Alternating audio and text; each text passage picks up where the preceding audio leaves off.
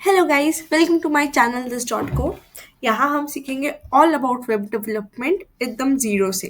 तो अगर आप फ्रेशर हैं या आप कॉलेज में हैं या आप एक्सपीरियंस्ड है और आपको वेब डेवलपमेंट सीखना है स्क्रैच से, then you are at the right place. यहाँ हम सीखेंगे कि वेब डेवलपमेंट एक्चुअली क्या होता है, वेब पेजेस और ब्राउजर्स कैसे वर्क करते हैं, डिफरेंस बिटवीन फ्रंट एंड और बैक एंड क्या होता है, रियल वेबसाइट में कैसे उनका कनेक्शन होता है, core blocks of front end जो होते हैं HTML CSS जावास्क्रिप्ट और उनके फ्रेमवर्क जैसे कि रिएक्ट, उसके बारे में हम समझेंगे। और आखिर में will build a project scratch से, जहाँ फ्रंट एंड बैक एंड और डेटा दोनों का तीनों का यूज करके हम कुछ तो डेवलप कर सके एंड हमारी अंडरस्टैंडिंग और क्लियर होगी। सो बिना डिले के लेट्स गेट स्टार्टेड। तो सबसे पहले हम समझते हैं कि वेब डेवलपमेंट होता क्या है। सो बेसिकली वेब डेवलपमेंट एक ऐसा प्रोसेस है जहां हम वेबसाइट या वेब एप्लीकेशंस को हम क्रिएट और डेवलप करते हैं। तो बेसिकली कोई भी चीज़ अगर तुम इंटरनेट में एक्सेस कर सकते हो, जैसे कि यूट्यूब हो गया, नेटफ्लिक्स हो गया, फ्लिपकार्ट या अमेजोन प्राइम हो गया, जो तुम्हें इंटरनेट पे मिल सकता है, दैट इज वेब एप्लीकेशन या वेबसाइट। ओके, सो उसमें फ्रंट एंड आता है, बैक एंड आता है, डेटाबेस आता है।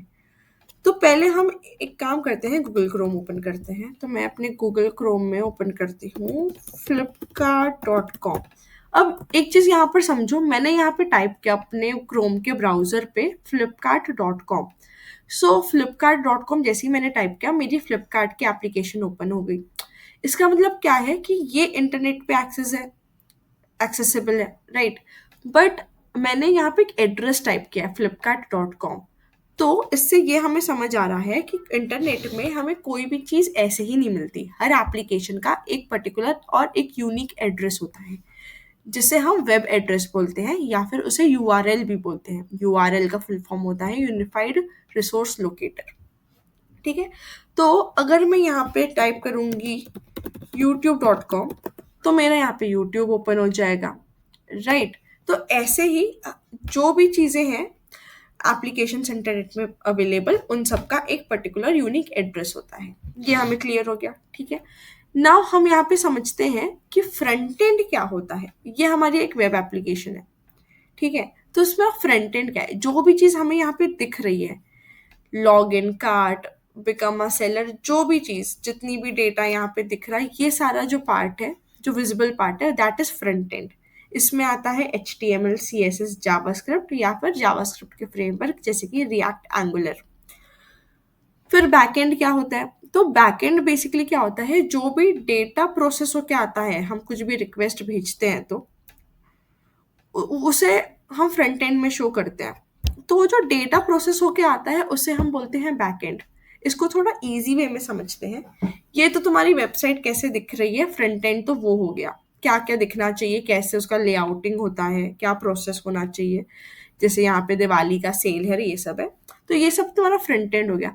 बट अगर यहाँ पर देखो, बेस्ट डील्स ऑन स्मार्टफोन्स, ये तो तुमने फ्रंट एंड में दिखा दिया, बट तुम्हें दिखाना क्या क्या है। जैसे यहाँ पे रियलमी, मोटो, ओप्पो के सारे फ़ोन आ रहे हैं एंड बहुत सारी चीज़ें और आ रही हैं, तो तुम्हें क्या क्या शो करना है, ये डेटा कहाँ से आएगा, तो ये काम करता है बैकएंड। ओके, एक एग्जांपल लेते हैं। अगर मैं यहाँ पे सर्च करती हूँ वॉचेस, तो मैंने यहाँ फ्रंट एंड से बैक एंड में रिक्वेस्ट भेजी है। तो बैक एंड में क्या होगा, बैक एंड में वॉचेस जाएगी, वॉचेस का जो भी डेटा है वो फेच होके फ्रंट एंड में फिर से आएगा, और हम उसको अपनी वेबसाइट पे फिर उस अकॉर्डिंग डिस्प्ले कर देंगे जैसे भी हमें चाहिए। तो आई थिंक इतना हमें क्लियर है कि फ्रंट एंड और बैक एंड क्या होता है और उसमें क्या क्या चीज़ें होती हैं। तो फ्रंट एंड में क्या होता है, HTML CSS JavaScript. Back and में क्या होता है, बैक एंड में कोई भी लैंग्वेज जैसे कि Python, node, database, data fetch करके लाना, सर्वर की हैंडलिंग, ये सारी चीज़ें बैक एंड में होती है। इसको डिटेल में हम बाद में समझेंगे, अभी आप बस बेसिक पे ध्यान दो। ये तो हमारा एक चीज़ क्लियर हो गया। ओके, एक और चीज़ समझते हैं कि जो वेबसाइट होती है वो बेसिकली वेब पेजेस का कॉम्बिनेशन होता है, या बहुत सारे वेब पेजेस जो होते हैं वो मिलकर वेबसाइट बनती है। इसको हम ऐसे समझते हैं, अगर मैं यहाँ पे देखो, अब यहाँ पे देखना, ये flipkart.com सर्च करके कुछ तो ऊपर एड्रेस है। अगर मैं यहाँ पे लॉगिन में क्लिक करूँगी, ओके सॉरी, इसको नहीं लेते हैं। अगर मैं लिखूँगी बिकम अ सेलर, ठीक है। तो अगर मैं बिकम अ सेलर पे क्लिक करती हूँ तो ये एक दूसरा वेब पेज ओपन होता है जिसका एड्रेस है seller.flipkart.com। तो बेसिकली ऐसे बहुत सारे वेब पेजेस होंगे जिसको हम एक साथ कंबाइन करके हमारी वेबसाइट बनाते हैं। तो हर एक लिंक होती है वो यूनिक होती है, वो सारे अलग अलग वेब पेजेस होते हैं। आई थिंक इतना हमें क्लियर हो गया है। अब हम एक और चीज़ यहाँ पे समझते हैं कि H T M L C S S JavaScript होता क्या है। हमने देख लिया कि यूआरएल क्या होता है, दैट इज़ वेब एड्रेस। हमने वेब डेवलपमेंट समझ लिया कि बैक एंड फ्रंट एंड का डिफरेंस क्या होता है। हमने ये भी देख लिया कि वेब पेजेस क्या होते हैं। एक सिंगल पेज जो इंटरनेट में अवेलेबल है उसे हम वेब पेज बोलते हैं। बहुत सारे वेब पेजेस कंबाइन होके या एक साथ आके वेबसाइट बनाते हैं। ठीक है, पर अब हम कोडिंग कैसे स्टार्ट करेंगे, ये तो हमने बेसिक समझ लिए। तो फ्रंट एंड से हम स्टार्ट करते हैं, that is the core blocks, that is H T M L C S S और जावास्क्रिप्ट। तो हम यहाँ पर देखते हैं कि एच टी एम एल क्या होता है। तो ये तुम्हारी एक वेबसाइट है या वेब पेज है। ये वेब पेज में अगर तुम ध्यान से देखोगे तो तुम्हें दिखेगा यहाँ पे एक सर्च बार है जहाँ पे तुम कुछ भी सर्च कर सकते हो। तो टेक्स्ट एडिटर जैसा कुछ है, सॉरी माय बैड। फिर यहाँ पर तुम्हारे बटन है, यहाँ पर तुम्हारा ऐसे थ्री डॉट्स है, यहाँ पे टेक्स्ट है, यहाँ पे मिनट और ये सब है। तो जितनी भी चीज़ें लेआउटिंग की दिख रही है ना कि क्या क्या चीज़ें हैं, ये सारी चीज़ें एच टी एम एल में आती है। तो जो भी एलिमेंट्स तुम्हें अपने वेबसाइट में चाहिए तुम उसे एच टी एम एल के थ्रू वो अपने वेबसाइट में डाल सकते हो। ठीक है, अभी हम एकदम बेसिक समझते हैं। तो एच टी एम एल क्या है? H T M L basically जितने भी एलिमेंट्स हमें चाहिए, अगर हमें बटन चाहिए, हमें टेक्स्ट एडिटर चाहिए, हमें इमेजेस चाहिए, तो ये सारी चीज़ें जो डिस्प्ले होती हैं ये सब हम एच टी एम एल के थ्रू करते हैं। अब सी एस एस क्या होता है? सी एस एस बेसिकली इसका फुल फॉर्म है कास्केडिंग स्टाइल शीट।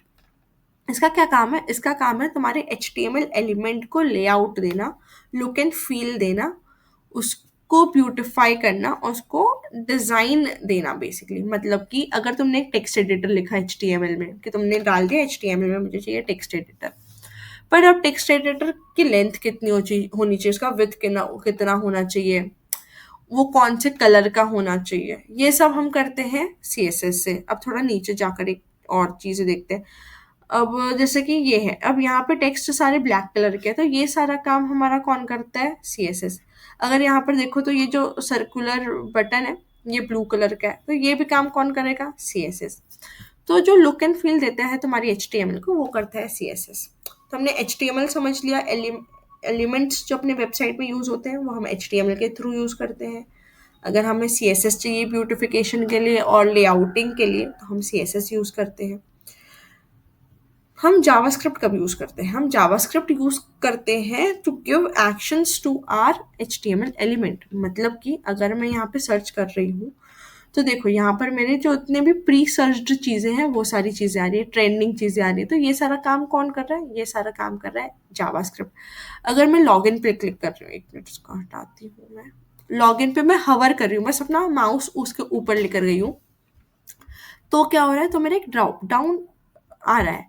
जो ड्रॉप डाउन में माय प्रोफाइल है, साइन अप का ऑप्शन है, तो ये जो ये भी एक्शन हो रहा है। तो सारे एक्शंस, सारे जो इवेंट्स हमारे वेबसाइट पे पॉसिबल हैं वो जावास्क्रिप्ट के थ्रू होते हैं। तो basically JavaScript gives life sorry पता नहीं क्या बोल रही हूँ मैं, sorry. So JavaScript basically give life to your website. ठीक है, तो आई होप इतना हमें क्लियर है and you enjoyed it. Next video पे हम देखेंगे all about H T M L basic से, and then will continue CSS and JavaScript. So let's meet in next video. Thank you for watching.